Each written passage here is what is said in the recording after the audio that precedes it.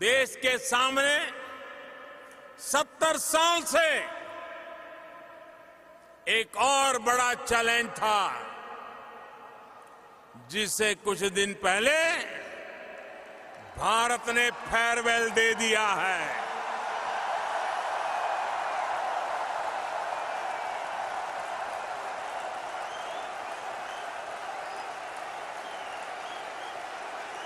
आप समझ गए?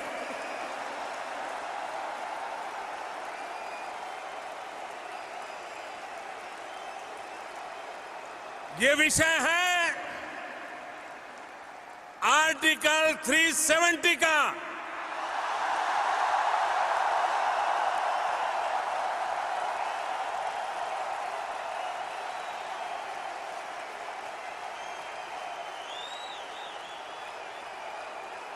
आर्टिकल 370 ने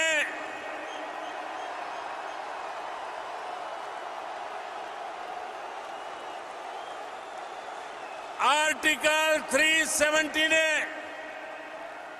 जम्मू कश्मीर और लद्दाख के लोगों को विकास से और समान अधिकारों से वंचित रखा था। इस स्थिति का लाभ आतंकवाद और अलगाववाद बढ़ाने वाली ताकतें उठा रही थी।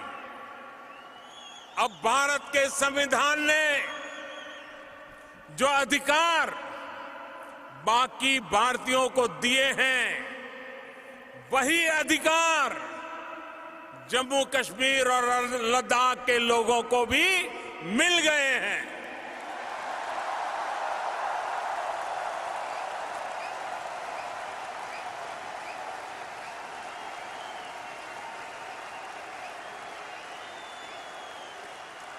वहां की महिलाओं, बच्चों, दलितों के साथ हो रहा भेदभाव खत्म हो गया है। साथियों, हमारी पार्लियामेंट के अपर हाउस, लोअर हाउस दोनों में घंटों तक इस पर चर्चा हुई, जिसका देश और दुनिया में लाइव टेलीकास्ट हुआ। भारत में हमारी पार्टी के पास अपर हाउस यानी राज्यसभा में बहुमत नहीं है। बावजूद इसके हमारी पार्लियामेंट के अपर हाउस और लोअर हाउस दोनों ने इससे जुड़े फैसलों को 2/3 बहुमत से पास किया है। मैं आप सबसे आग्रह करता हूं, हिंदुस्तान के सभी सांसदों के लिए स्टैंडिंग ओवेशन हो जाए।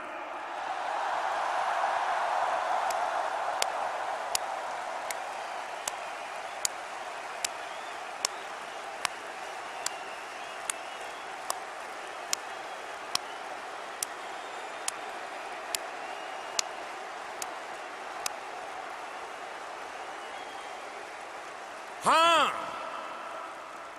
बहुत बहुत धन्यवाद आपका। भारत अपने यहां जो कर रहा है, उससे कुछ ऐसे लोगों को भी दिक्कत हो रही है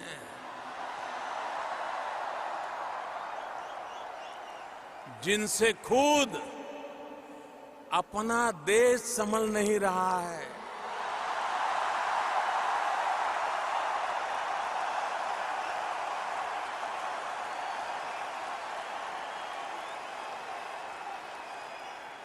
इन लोगों ने भारत के प्रति नफरत को ही अपनी राजनीति का केंद्र बना दिया है।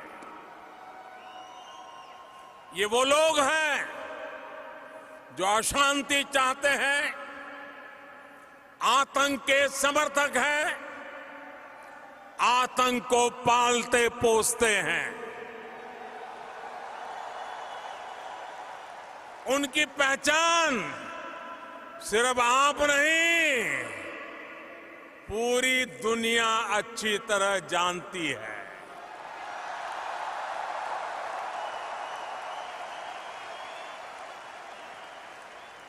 अमेरिका में 9/11 हो या मुंबई में 26/11 हो, उसके साजिशकर्ता कहां पाए जाते हैं?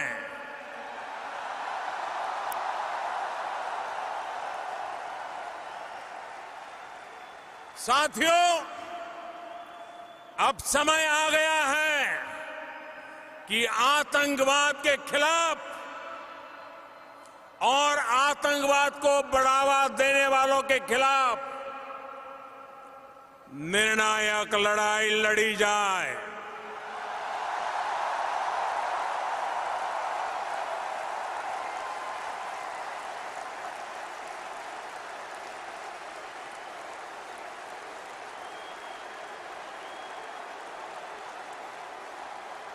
मैं यहां पर जोर देकर कहना चाहूंगा कि इस लड़ाई में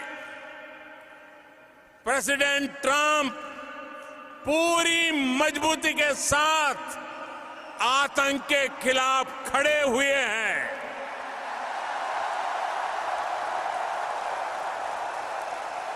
एक बार